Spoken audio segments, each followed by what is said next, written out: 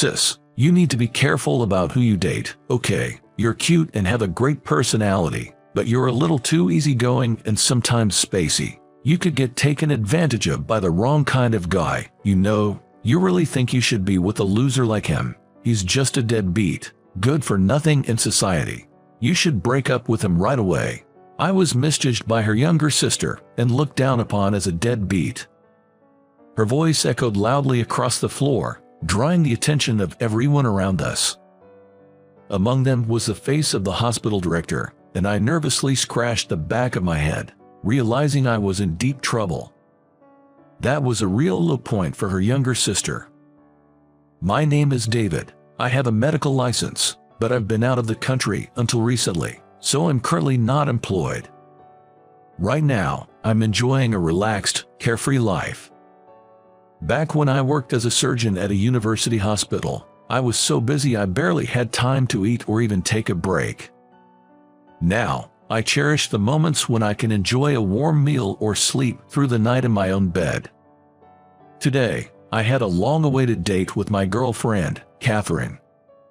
Catherine and I went to the same college.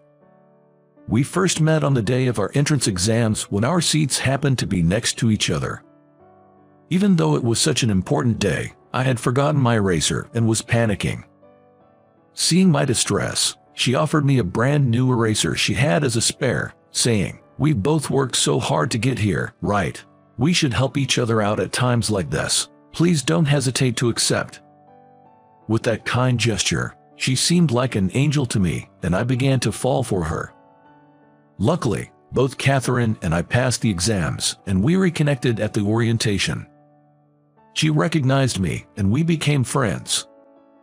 From then on, my actions revolved around her. I always made an effort to strike up a conversation and be friends, making sure to sit close to her during lectures. I researched everything she seemed interested in, so we'd have common topics to talk about, and I even studied fashion to make sure I looked my best. The only thing I couldn't change was my height. Of course, I didn't want her to lose interest, so I also worked hard academically. Thanks to my relentless studying, I was able to consistently achieve top grades in our class, and Catherine began to rely on me more and more. And then, it was during the summer of my sophomore year in college.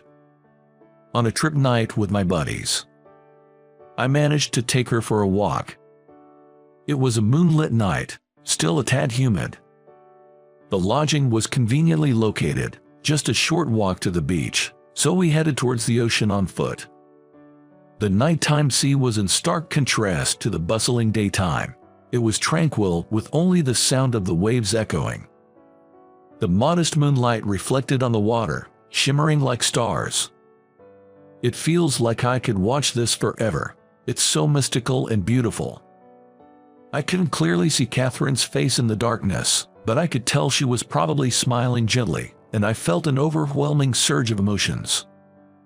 "Catherine, I love you." I had thought of many scenarios for my confession, but when the moment came, it seems only cliched words came out. When I said those words, she looked at me in surprise. Her big eyes widened even more as she slowly brought both hands to her mouth. "Wait, David, really? Yes, it's true. I fell for you when you lent me an eraser during exams. Please, be my girlfriend," I said, bowing my head and extending my right hand towards her. It felt like an eternity, but it was probably only a few seconds. After a brief pause, when she touched my hand, I abruptly looked up. She seemed momentarily taken aback, but soon greeted me with a smile. "If you're okay with me, I'd love to. I've always admired how dedicated you are, David, and I thought you were cool." "Really?" "Yes, really. Let's make it work." With that, she bowed her head to me. In return, I also bowed, and the two of us found ourselves repeatedly bowing, which became comical, and we shared a laugh. From that day on, we've been together. Over time, because we've been together for so long, our ways of thinking have become similar, and sometimes we're jokingly referred to as an old married couple, but I always find myself falling for Catherine all over again. Even today, seeing her happily holding a cup of hot chocolate, she looks so adorable. Her burgundy knit sweater, her black flared skirt, and her houndstooth scarf all fit her as if they were custom made. Could it be that this entire world exists just for her? Maybe Catherine truly is a goddess. David, what have you been up to since returning to the States? After sharing most of my recent life, Catherine, tilting her head slightly, asked me that. Her gesture was as endearing as a small animal. I wanted to shout to the world how cute she is. Suppressing such thoughts deep within my heart, I answered nonchalantly. Well, I haven't settled down yet, so I'll be living in a hotel for a while. Can't really splurge since I have no income. After all, I'm unemployed now. You actually call yourself unemployed?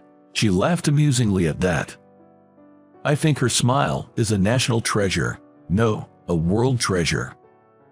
I wish I could buy it with all my wealth. I'm not working, so no income. As I made that self-deprecating joke, she laughed. Such precious moments. I wish they could last forever. But life isn't always that kind. Catherine. Suddenly, a voice clearly aimed at her rang out. When both of them turned towards the voice, a woman stood there with a stern expression. She came right next to the table where we were having coffee and started talking to Catherine. Sis, what a coincidence. A date. Oh, Heather, truly unexpected. Yes, we're on a date right now. This is David. David, this is my younger sister, Heather. Your younger sister.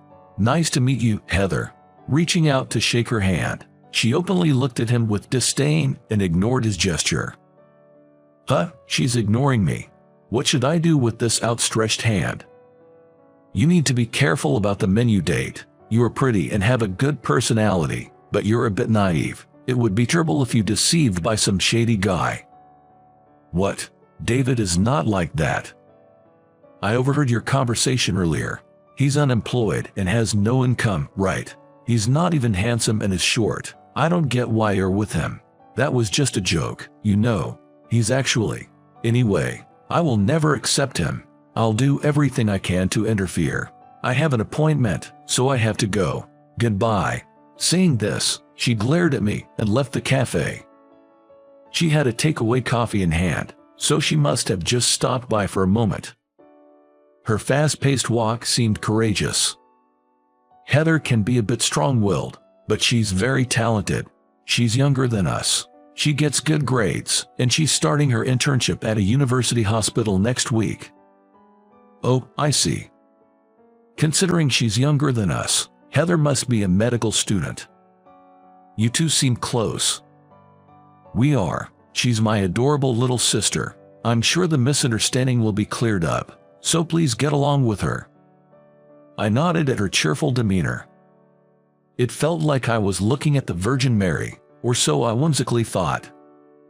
A few days after my date with Catherine, I had a reason to visit the university hospital where Catherine works.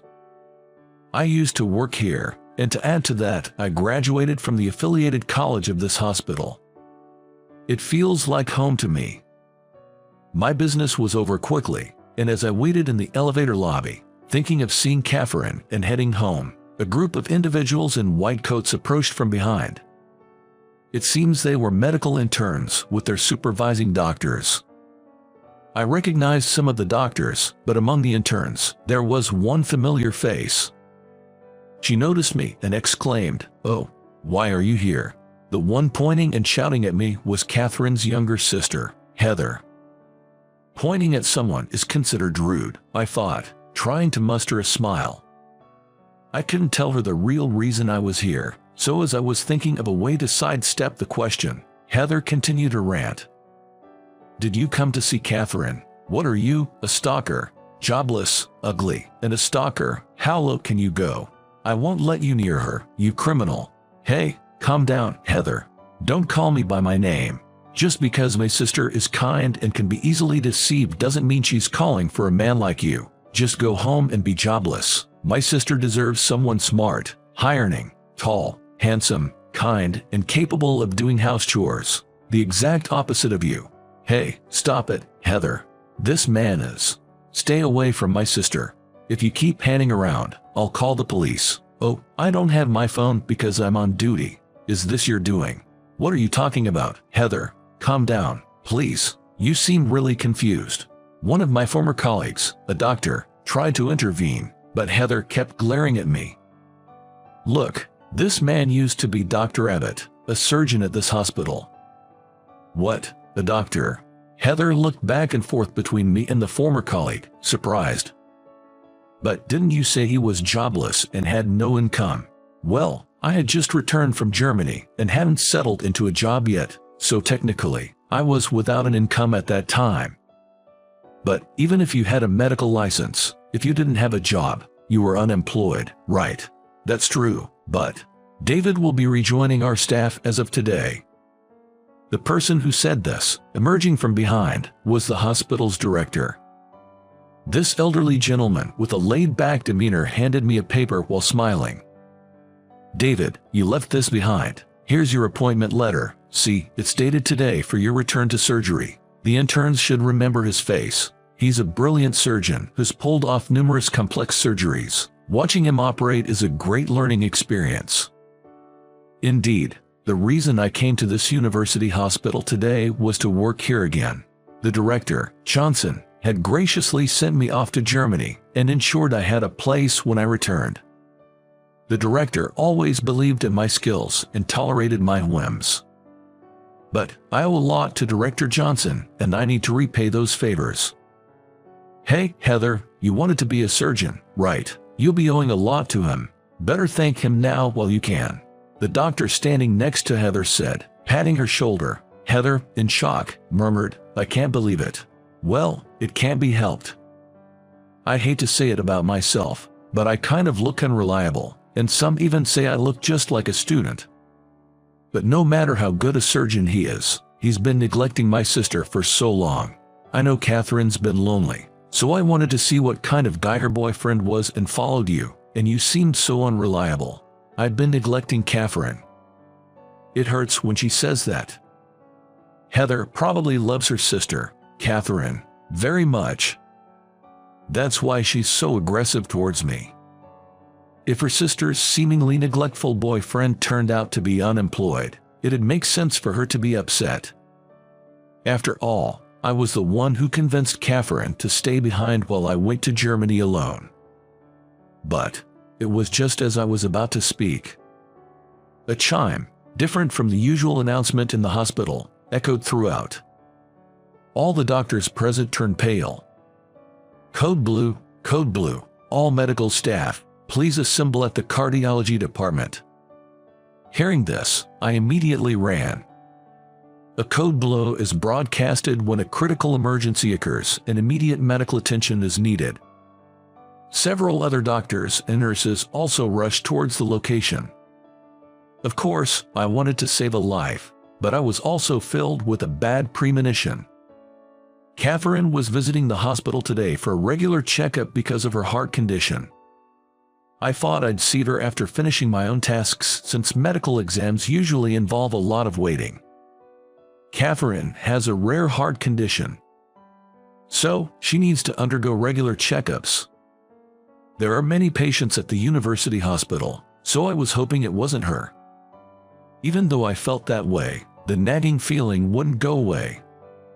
And as it turned out, my hunch was spot on. Catherine. Hang in there, Catherine. It was undoubtedly Catherine that the nurse was desperately performing CPR on. She had a ghost white face, with her eyes firmly closed. She seemed utterly worn out, and her breathing appeared quite labored. Catherine, what happened? I asked a nearby nurse about the situation. She collapsed suddenly after her examination. We've been performing chest compressions for the past 2 minutes. The AED is ready. Got it, let me take over. Please do. Catherine, wake up, Catherine. I took over the CPR from the nurse and kept calling out to her. But there was no change in Catherine's condition. The medical team was bustling around us. It's all to save a life. My sister. No way. Why? Heather, who seemed to have arrived later, was also there. But I couldn't pay attention to her right now. I desperately called out to Catherine while performing CPR. The AED is here. A doctor rushed over with an AED and promptly began to set it up. It's ready. Step back, Dr. Abbott. An electric jolt was administered with a beeping sound. But the situation remained unchanged. Catherine, I continued CPR while waiting for the next electric shock. Administering shock, step back. After the second shock, Catherine showed a faint coughing response. She's back. A response meant her heartbeat had returned. A wave of relief washed over everyone present, but it was too soon to relax. David, the operation room is ready. Can you do it? Absolutely. Let's do it. His calm demeanor from earlier was gone. The serious expression came from Director Johnson, the hospital director. Director Johnson was aware of Catherine's condition and had allowed me to continue my medical duties while also treating her. He'd consistently updated me on the progress of her condition and her test results. Of course, we'd obtained her permission first. Catherine's condition was rare in the States, so it was largely unclear how to treat it. The only treatment was symptomatic, and it was agonizing to just watch her heart weaken over time. She had accepted her illness and merely offered resigned smiles. Then, I found a paper from Germany detailing similar cases that had been completely cured with surgery. It was a ray of hope for me. If there was a chance to cure Catherine's illness, I'd do whatever it took. Without a second thought, I reached out to a hospital in Germany. And in no time, my trip to Germany was set. However, Catherine was hesitant. I appreciate your feelings, David, but I might not have much time left. It'd be too lonely without you by my side. I don't want to be alone. Please, stay with me. Let's create a few more memories. I wish you wouldn't say that. You mean everything to me, and without you, my life would be pointless. So please, I'm begging you, don't give up on your life. You're a doctor, right? Doctors shouldn't give up on lives. I promise I'll save you. Just hold on a little longer. Please, stay strong for me. After an emotional exchange filled with tears, Catherine finally relented. She recognized my medical skills and achievements. She said she believed in me. David, I'll be waiting. I believe in you. Just hang in there. I'm going to learn everything I can as fast as possible. Take care of yourself until then. Okay, you too, don't wear yourself out. A year and a half passed. It took longer than I'd anticipated, but I gained surgical experience in Germany and conducted research on similar cases. With newfound confidence in saving Catherine's life, I returned to the States. What do you mean, surgery? Is my sister really that bad? I thought she was just feeling a bit under the weather. Pushing through the crowd, Heather approached me. Heather looked pale, on the verge of tears. Understandably so, given her beloved sister had just suffered a sudden cardiac arrest. She probably didn't want to worry you, so she didn't tell you everything. I believe she had faith that she'd get better. Don't worry, I'll fix this. That's why I went all the way to Germany. I didn't cross the ocean just on a whim. The words I told Heather were also reminders for myself.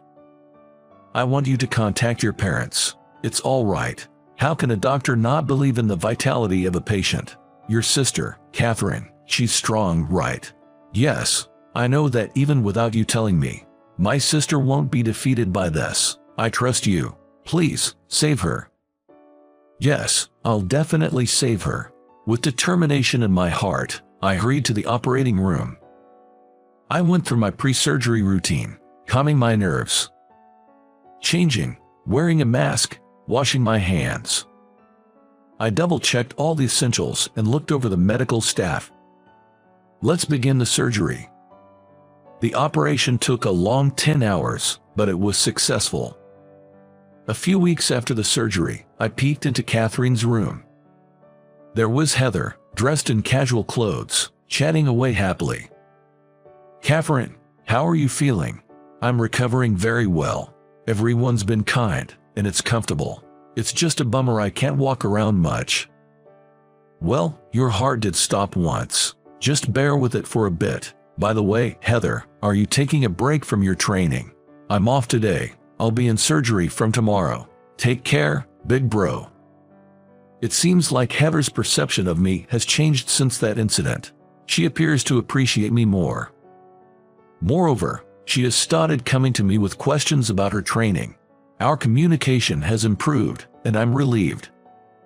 "Oh, I'm getting thirsty. The only place to get a drink is the convenience store downstairs. It'll take a while, but I'll go get something. You too, take your time," Heather said, exiting the room with a mischievous smile. I couldn't help but smile at her casual thoughtfulness. Having nothing pressing to attend to, I took a seat next to Catherine's bed. There were moments I thought things might go south, but I'm glad. "It's all thanks to you, David. From the day we first met during our exams, when I only lent you an eraser, to now, saving my life. If it weren't for you, my life would have been entirely different. Thank you." Saying this, Catherine took my hand. Her hand felt warm, a reaffirmation of life. I felt a surge of happiness and gently squeezed her hand in return. "If it weren't for you, Catherine, I wouldn't have been living my life this passionately. Whether it was college studies or becoming a doctor, I pushed through wanting to impress you. You're the driving force of my life. So, we both can't do without each other, huh? Yeah, please, live long." "You too, David." We laughed together. Later, Catherine made a full recovery and returned to work. She consults her health but lives each day at her own pace. The beautiful and kind doctor is popular in the outpatient department as always. Heather is diligently working on her medical training. She was inspired by Catherine and chose the path of becoming a doctor. She's hardworking and seems to have a knack for it. However, she still tends to jump to conclusions, and there's room for improvement. I genuinely hope she does her best. As for me, my days are packed. Director Johnson had facilitated my trip to Germany. In return, he often hints at that favor, keeping me on my toes. Well, I do feel indebted and want to repay the kindness. Despite the ups and downs, I'm glad I never gave up. My determination, which even took me to Germany, successfully saved Catherine. But it wasn't just my effort, it was Catherine's will to live, Heather and her family's support, help from the director and others around us.